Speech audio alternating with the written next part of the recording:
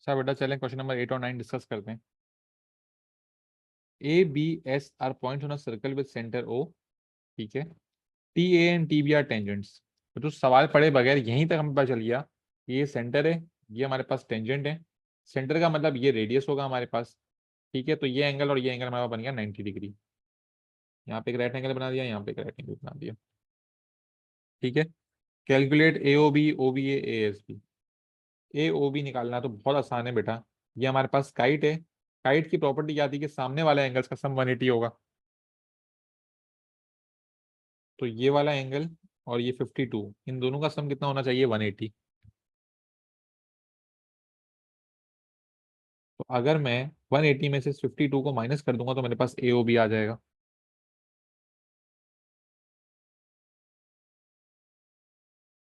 ठीक है। फिर मुझसे मांगा हुआ है ओ बी ए। ओ बी ए हमारे पास ये छोटा सा एंगल है, क्योंकि निकालना बहुत आसान है, क्योंकि ये रेडियस है, ये भी रेडियस है, मेरे पास आइसोसेलेस ट्रायंगल है। तो ये 128 है, ये एक्स है और ये एक्स है। इन तीनों को प्लस करके डिवाइडेड बाय इक्वल टू 180 करके सॉल्व कर लेंगे। 128 प्लस 2x,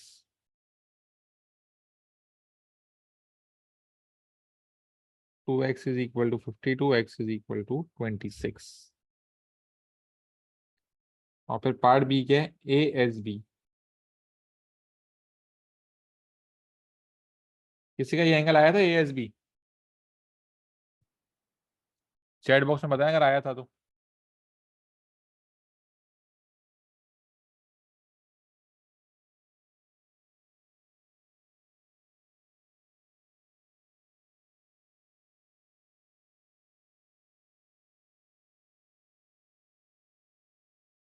नहीं बेटा, गलत।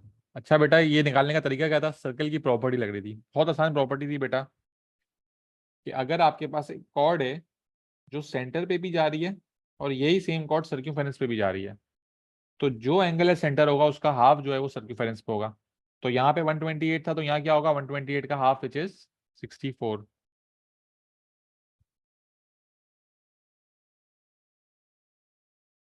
तो पार्ट ए आपके पास आ गया 128, पार्ट बी आ गया 26 और पार्ट सी आ गया 64। ये आपके आंसर्स हो गए। ठीक है। क्वेश्चन नंबर 9 की बात करते हैं। क्वेश्चन 9 में क्या हो रहा है? In the diagram A B C D is a parallelogram. A D E and B F E are straight lines. ठीक है। 54 एक एंगल दिया हुआ है, 57 दिया हुआ है, find the value of T U X Y. अच्छा, ये लाइन और ये लाइन आपस में पैरेलल है, ए बी और सी डी। और दूसरा हमारे पास बी सी और ए डी भी पैरेलल है, तो हमारे पास बहुत सारी प्रॉपर्टीज लगेंगी यहाँ पे। ठीक है। टी निकालना सबसे आसान है। ये लाइन और ये लाइन पैरेलल है। ठीक है। तो इन दोनों का जो सम है वो इक्वल टू 180 होगा। तो 54 plus 57 plus T is equal to 180।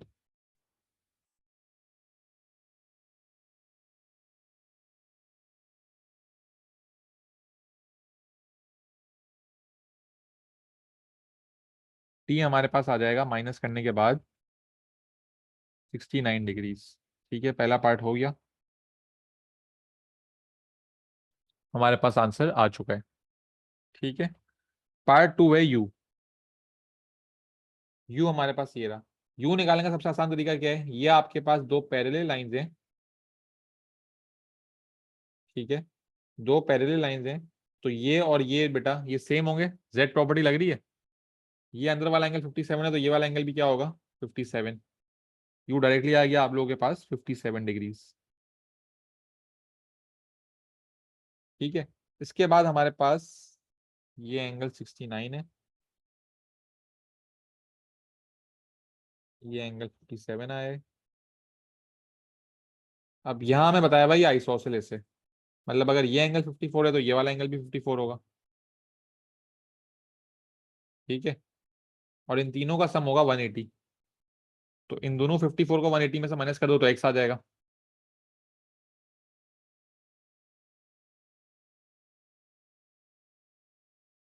एक बार बेटा, पेंसिल की चार्ज खत्म हो गई है। सर पार्ट टाइम में 54 को क्यों ऐड किया बिफोर सबके? बेटा ये पूरा एंगल लोगे ना आप। ये पूरा एंगल और ये पूरा एंगल, इन दोनों का सम 180 होगा ना बेटा। बात सिर्फ 57 और टी का सम तो 180 नहीं हो सकता। पैरेलल लाइन के अंदर वाले जो पूरे एंगल्स होते हैं उन पूरे एंगल्स का सम 180 होना चाहिए ना। सही बात है या नहीं है?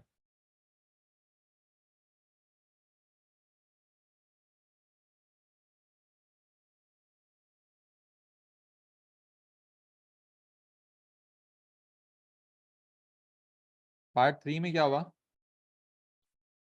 180 माइनस 54 माइनस 54, ये आ गया 72 डिग्रीज। ठीक है, और फिर हमें y निकालना है। अच्छा एक बात बताओ बच्चों, अब एक बात बेटा आप बताओ, ये लाइन और ये लाइन पैरेलल है आपस में, तो इनका सम 180 होगा। अब मैं इन चारों एंगल्स को प्लस करूंगा तो 180 आना चाहिए ना। ये पूरा एंगल और ये पूरा एंगल, ये पूरा एंगल होगा 54 प्लस 57, ये पूरा एंगल होगा 54 प्लस वाई, और इन चारों एंगल का सम को जब हम प्लस करेंगे तो 180 आना चाहिए, क्योंकि ये लाइन और ये लाइन आपस में पैरेलल है। तो हम क्या लिख रहे होंगे पार्ट 4 के लिए, 54 plus 57 plus 54 plus 54 plus Y is equal to 180। ये हो गया 100, 150, 161 और 165। 165 यहाँ प्लस हो रहा है, वहां जाके माइनस हो जाएगा, वाई आ जाएगा 15 डिग्रीज। ये हमारा आंसर हो गया।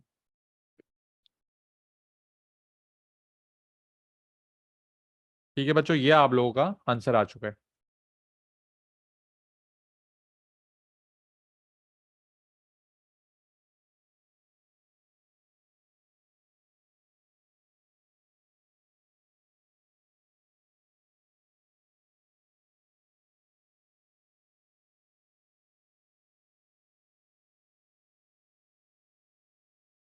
बेटा किसी को कोई मसला है, कुछ पूछना है?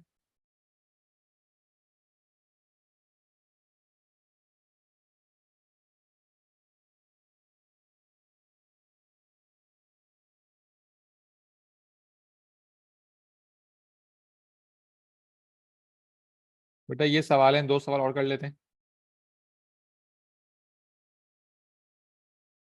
फिर छुट्टी। Question number 10, in the diagram B C D is a straight line. ये ए डी और ए सी सेम है, इसका मतलब क्या हुआ, ये ट्राइंगल आइसोसेलेस है, ये एंगल और ये एंगल सेम होंगे। ठीक है, फिर ये हमें 42 दिया हुआ है, ए डी सी मांगा है, ए डी सी।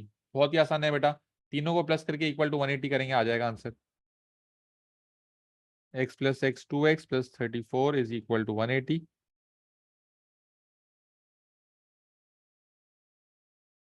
पहला पार्ट हमारे पास आ गया 73।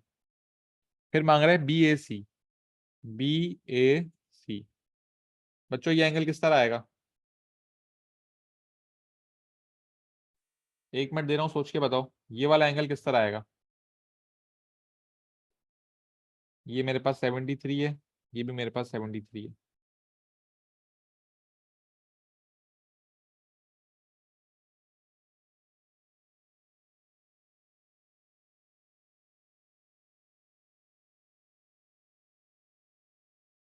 Very good.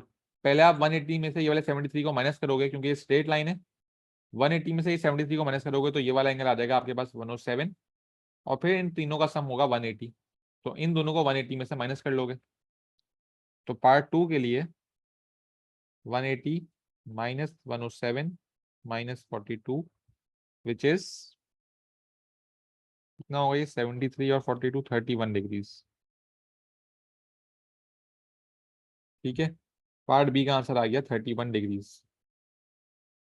और पार्ट सी बोला था reflex angle A B C. A B C ये वाला एंगल है जो कि आपको ये वाला 42 दिया हुआ है। आपसे मांगा है रिफ्लेक्स एंगल। बेटा किसी को याद है रिफ्लेक्स एंगल क्या था? पहली क्लास में बताया था एंगल सर्कल प्रॉपर्टीज की, पहली चीज ये बताई थी, acute obtuse angle, right angle और रिफ्लेक्स एंगल। रिफ्लेक्स एंगल याद है क्या था?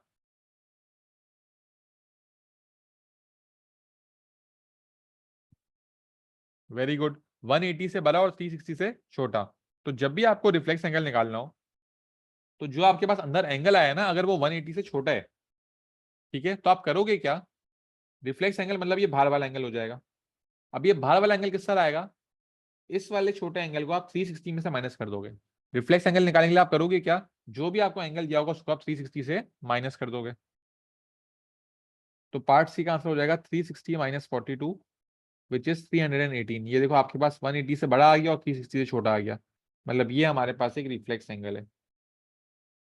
तो यहाँ पे हमारा सवाल कंप्लीट हो गया। एक मिनट देख रहा हूँ, ये सवाल देख लें।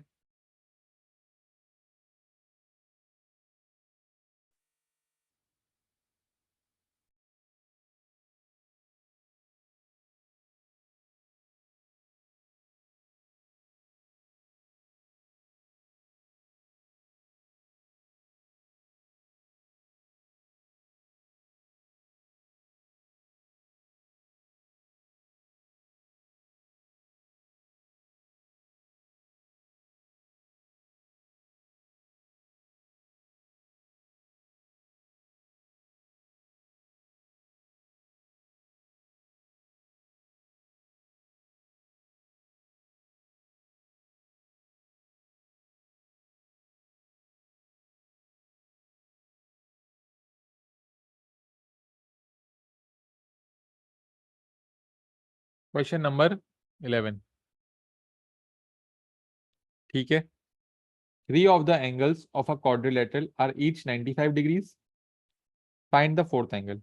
बेटा क्वाड्रिलेटरल क्या होता है? क्वाड्रिलेटरल होता है फोर साइडेड फिगर, ठीक है। और फोर साइडेड फिगर का टोटल एंगल कितना होता है? किसी भी फोर साइडेड फिगर का एंगल कितना होगा बच्चों?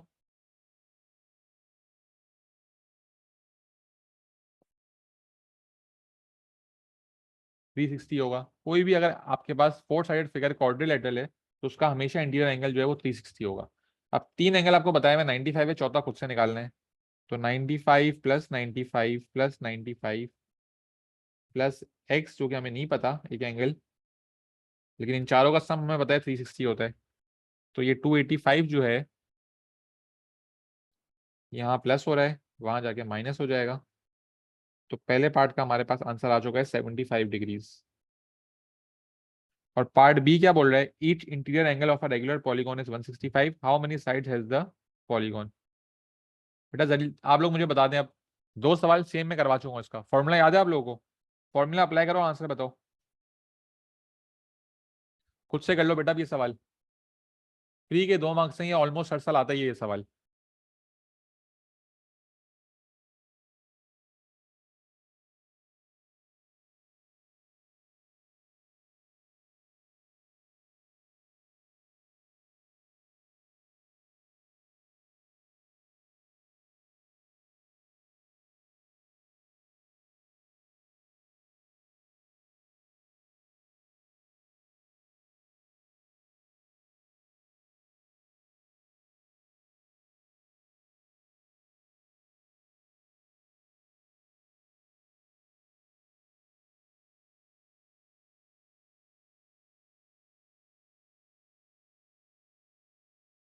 Very good.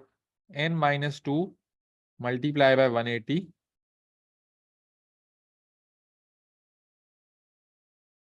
Upon n